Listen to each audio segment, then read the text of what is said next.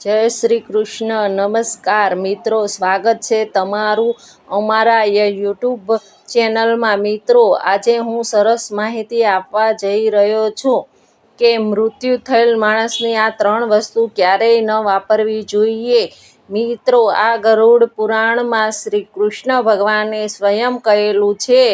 તો આ વિડીયો ખૂબ જાણવા અને સમજવા જેવો છે, તો તમે ધ્યાનથી પૂરો અંત સુધી સાંભળજો અને પસંદ આવે તો વિડીયોને લાઈક તેમજ તમારા અન્ય મિત્રોને શેર કરજો. આ ચેનલમાં પહેલી જ વાર આવ્યા હોય તો ચેનલને સબસ્ક્રાઈબ જરૂરથી કરજો. મિત્રો, ગરુડ પુરાણમાં ભગવાન શ્રી કૃષ્ણએ ગરુડજીને કહેલું છે કે મૃત્યુ પામેલ વ્યક્તિઓની અમુક વસ્તુ હોય છે જેનો ઉપયોગ કોઈ પણ વ્યક્તિએ ન કરવો જોઈએ. ભગવાન શ્રી કૃષ્ણ કહે છે કે આ પ્રકૃતિનો નિયમ છે કે જેનો જન્મ છે એનું મૃત્યુ પણ નિશ્ચિત છે. એ જ સત્ય છે જેને કોઈ પણ નકારી નથી શકતું. મનુષ્યનું મૃત્યુ નજીક આવવાથી મનુષ્યને તેના શરીરનો ત્યાગ અવશ્ય કરવો જ પડે છે અને શરીરની સાથે એ વ્યક્તિ બધી જ શારીરિક વસ્તુઓનો ત્યાગ કરી દે છે. એટલે મનુષ્ય મૃત્યુ પછી મૃત્યુલોકની કોઈ પણ વસ્તુ સાથે લઈ નથી જઈ શકતો. જો તેની સાથે આવે છે તો તે માત્ર તેના પાપ અને પુણ્ય છે, બસ આ જ તેની સાથે જઈ શકે છે. તો મૃત્યુ થયેલ વ્યક્તિની કોઈ પણ જાતની વસ્તુ ન વાપરવી જોઈએ. મિત્રો, જે વ્યક્તિએ તેના જીવનકાળ દરમિયાન પાપ કરતાં પુણ્ય વધારે કર્યું હોય તો તેને મૃત્યુ સમયે કષ્ટ નથી પડતું. તેમના પ્રાણ સહજતાથી નીકળી જાય છે. આ શ્રી કૃષ્ણ ભગવાને ગરુડ પુરાણમાં કહ્યું છે. પણ જે વ્યક્તિએ તેના જીવનમાં બહુ પાપ કર્યા છે તો તેને મૃત્યુ સમયે બહુ કષ્ટ આપે છે. તેનું મૃત્યુ ખૂબ પીડાદાયક હોય છે. મનુષ્ય તેના મૃત્યુ સમયે બહુ પીડા સહન કરે છે. યમદૂત તેના પર થોડી દયા પણ નથી કરતા અને તેમને તો તેના દોરડાથી બાંધીને યમલોકમાં લઈ જાય છે. યમલોક જવાના રસ્તા પરથી આવી વ્યક્તિને બહુ દુઃખ થાય છે. તે તણાવપૂર્વક યમલોકનો માર્ગ પસાર કરે છે. પણ યમદૂતો તેને તેના પર જરા પણ દયા નથી આવતી અને તે વ્યક્તિને બહુ પીડા સહન કરવી પડે છે. યમના દૂતો બહુ પીડા આપે છે અને શ્રી કૃષ્ણ ભગવાન કહે છે, આત્માનું આ સંસારમાં કંઈ પણ નથી હોતું. આત્મા તો અજર અમર છે. તેનો ક્યારેય પણ અંત નથી થતો કે તેના કર્મ અનુસાર વારંવાર જન્મ લીધા કરે છે. મનુષ્યનું શરીર પણ તેનું પોતાનું નથી હોતું. મનુષ્ય શરીર પણ તેને ભગવાનના લીધે થોડા સમય માટે પ્રાપ્ત થયું હોય છે, જે એક દિવસ પંચતત્વમાં વિલીન થઈ જવાનું છે. પણ તમામ મનુષ્ય સંસારમાં જન્મ લઈને ઘણા ભૌતિક સુખોના મોહમાં પડી જાય છે. મૃત્યુ પછી પણ તે મનુષ્ય એવી ઘણી વસ્તુઓના પ્રત્યે મોહ નથી છોડતો. શ્રી કૃષ્ણ ભગવાન કહે છે, જ્યાં સુધી મનુષ્ય સંપૂર્ણ શારીરિક વસ્તુના મોહનો ત્યાગ કરીને સંપૂર્ણ રૂપથી ઈશ્વરને જ્યાં સુધી અપનાવી નથી શકતો, ત્યાં સુધી તે અલગ અલગ યોનિમાં જન્મ લીધા કરે છે અને પૃથ્વીલોક ઉપર ભટક્યા કરે છે. જ્યાં સુધી તે ભગવાનને સંપૂર્ણ રીતે નથી અપનાવી શકતો. એ માટે આ મોહમાં પડેલો મનુષ્ય ક્યારેક આવી ઘણી વસ્તુઓને એટલો બધો વધારે વર્ષ થઈ જાય છે કે તે મનુષ્ય માર્ગ પછી પણ મૃત્યુલોક પર જે વસ્તુ હોય છે એમાં એનો જીવ રહે છે અને તે મૃત્યુલોક પર ભટક્યા કરે છે. ઘણા બધા મનુષ્યની ઘણી બધી વસ્તુઓમાં મોહ માયા હોય છે, તેથી જ એનો જીવ એ વસ્તુમાં રહી જાય છે. તો એને મોક્ષ પ્રાપ્ત નથી થતો. એવી ઘણી વસ્તુઓની અંદર એમનો જીવ હોય છે. તે માટે તેને પ્રેત યોનિ ધારણ કરવી પડે છે અને એ મૃત્યુલોક પર આ ધરતી પર ભટક્યા કરે છે. પ્રેત યોનિમાં શ્રી કૃષ્ણ ભગવાન કહે છે કે જો કોઈ પણ મનુષ્યનું અકાળ મૃત્યુ થઈ જાય છે તો એ પણ પ્રેત યોનિમાં ચાલ્યો જાય છે અને પ્રેત યોનિમાં તેના લોકોને દુઃખ દેવા લાગે છે. ઘણીવાર આપણે આપણા પરિવારમાં કોઈ પણ વ્યક્તિનું મૃત્યુ થયું હોય તો તેની યાદમાં આપણે એની વસ્તુઓ રાખીએ છીએ, તેની વસ્તુઓનો આપણે ઉપયોગ કરીએ છીએ. કોઈ પણ વ્યક્તિએ મૃત્યુ પામેલ વ્યક્તિની અમુક વસ્તુઓનો ઉપયોગ ન કરવો જોઈએ, કારણ કે તે વસ્તુ સાથે મૃત્યુ પામેલ વ્યક્તિની ઉર્જા જોડાયેલી હોય છે. તે મૃત્યુ થયેલ વ્યક્તિનો જે વસ્તુ પ્રત્યે મોહ વધારે હોવાના કારણે તે મૃત્યુના પછી પણ એવી વસ્તુથી જોડાયેલો રહે છે અને જો આ વસ્તુનો ઉપયોગ જે વ્યક્તિ કરે છે તો તેને ઘણી બધી મુશ્કેલીઓનો સામનો કરવો પડે છે. તે મૃત્યુ પામેલ વ્યક્તિને તેને ઘણા પ્રકારના દુઃખ દેવા લાગે છે. એટલા માટે કોઈ પણ મનુષ્ય મૃત્યુ પામેલ વ્યક્તિની વસ્તુઓને ન વાપરવી જોઈએ. તમારી ઈચ્છા હોય તો તે વસ્તુને તમારા ઘરમાં સંભાળીને મૂકી દો અથવા તો તે વસ્તુને નદીના પાણીમાં પ્રવાહિત કરી દો. ભૂલથી પણ તે વસ્તુનો વપરાશ ન કરશો કે મૃતક આત્માની શાંતિ માટે તેને પ્રિય વસ્તુ જે પણ હોય તેનું દાન કરી દો તો તેને બહુ શુભ માનવામાં આવ્યું છે. ગરુડ પુરાણમાં મૃત્યુ પામેલા વ્યક્તિની એવી 3 વસ્તુઓ બતાવવામાં આવી છે જેનો ક્યારેય પણ કોઈ પણ વ્યક્તિએ વપરાશ ન કરવો જોઈએ, નહીંતર મૃત્યુ પામેલા વ્યક્તિની આત્મા પૃથ્વી લોક પર જ ભટકે છે અને તેને ક્યારેય પણ મોક્ષ નથી મળતો અને તેને બીજું શરીર પણ પ્રાપ્ત નથી થતું અને તે આત્મા આપણને ઘણા પ્રકારના કષ્ટો આપે છે. શ્રી કૃષ્ણ કહે છે કે જ્યારે પણ મૃત્યુ પામેલ વ્યક્તિને પ્રેત યોનિ મળે છે તો તે તેના પરિવારને હેરાન કરે છે, દુઃખ આપે છે, તકલીફ આપે છે, માટે તેની વસ્તુઓનો ઉપયોગ ન કરવો જોઈએ. આજે આપણે જાણીએ કે આ 3 વસ્તુ કઈ છે. તો સૌથી પહેલા હું એ કહેવા માંગીશ કે મૃત્યુ પામેલ વ્યક્તિનો ફોટો ક્યાં લગાવવો જોઈએ.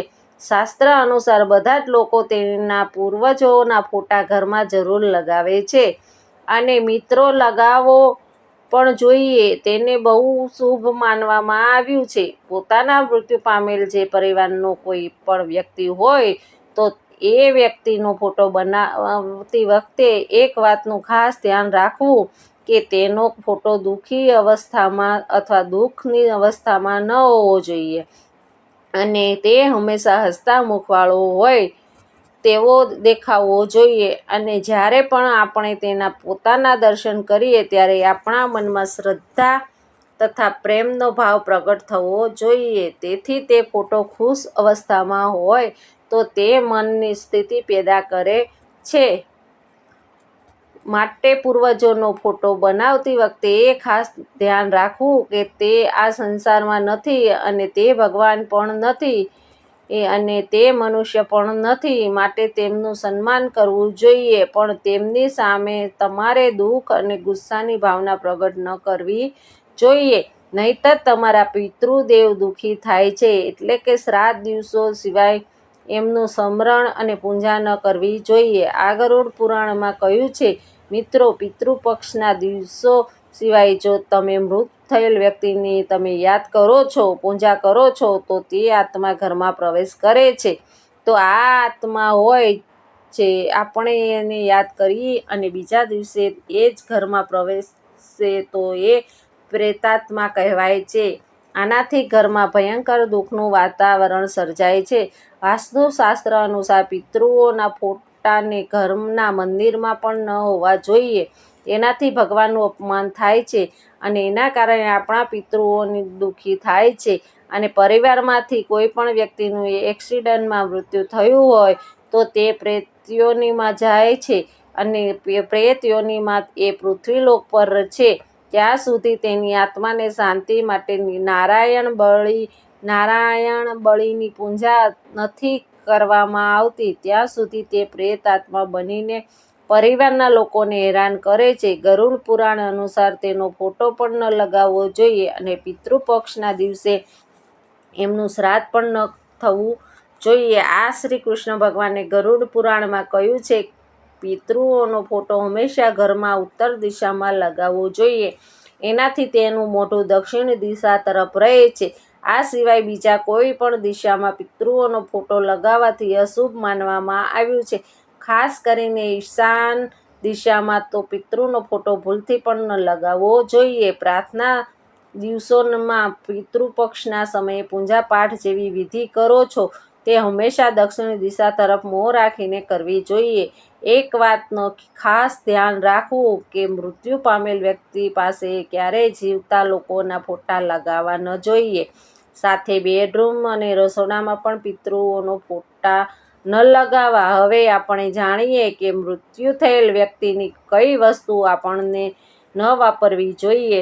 તો તેમાં સૌથી પહેલા છે મૃત્યુ પામેલ વ્યક્તિના કપડાં. ગરુડ પુરાણ અનુસાર મૃત્યુ પામેલ વ્યક્તિના કપડાં ક્યારેય પણ વાપરવા ન જોઈએ અને ભૂલથી પણ તેને પહેરવા ન જોઈએ. આમ કરવાથી મૃત્યુ પામેલ વ્યક્તિના આત્માને દુઃખ થાય છે અને મૃત્યુ પામેલ વ્યક્તિની જે આત્મા હોય છે એ વ્યક્તિ સાથે તે વસ્તુઓનું જોડાણ હોય છે. જે તે કપડાં પહેરે છે તેને મૃત્યુ પામેલ વ્યક્તિને એને હેરાન કરવા લાગે છે અને જે કોઈ તેના કપડાનો વપરાશ કરે છે તો તે વ્યક્તિ માનસિક અને શારીરિક રીતે નબળો પડી જાય છે. એ વ્યક્તિને મૃત્યુ પામેલ વ્યક્તિની ઉર્જાનો અહેસાસ થવા લાગે છે. એટલા માટે મૃત વ્યક્તિના કપડાં ક્યારેય પણ ન પહેરવા જોઈએ. મૃત્યુ પામેલ વ્યક્તિ કપડાને કોઈ સાધુને દાન કરી દેવા જોઈએ જેનાથી તેની આત્માને શાંતિ મળે છે. બીજી વસ્તુ છે મૃત પામેલ વ્યક્તિના ઘરેણાં. ગરુડ પુરાણમાં કહેવાય છે કે મૃત પામેલ વ્યક્તિના ઘરેણાં એના કપડાની જેમ જ ઉર્જાનો સ્ત્રોત હોય છે.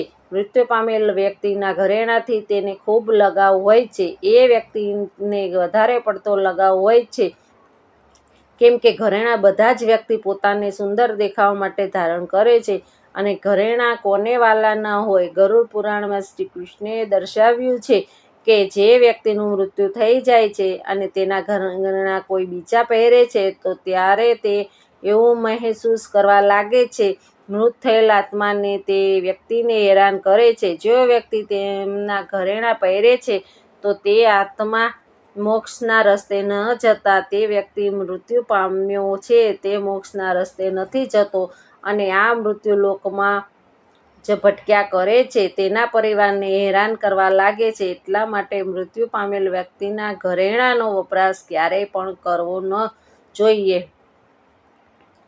મૃત્યુ પામેલ વ્યક્તિના ઘરેણાંને ઓગાળીને નવા બનાવી લેવા અથવા તો તેને મંદિરમાં દાન કરી દેવા જોઈએ પણ તેને વાપરવા ના જોઈએ. ત્રીજી વસ્તુ છે ઘડિયાળ. ઘડિયાળ મૃત્યુ પામેલ વ્યક્તિનો પ્રમુખ ઉર્જા સ્ત્રોત છે. ગરુડ પુરાણમાં ઘડિયાળ વિશે કશું કહેવામાં આવ્યું નથી પણ ઘણા બધા જ્યોતિષશાસ્ત્રમાં કહેવાયું છે કે મૃત્યુ પામેલ વ્યક્તિની ઘડિયાળ પણ એની સાથે જોડાવાનું કાર્ય કરે છે, તેને ઉર્જા આપે છે કેમ કે ઘડિયાળ તે વ્યક્તિની સાથે જીવનભર જોડાયેલી રહે છે અને તેના સમયમાં નેતૃત્વ કરે છે.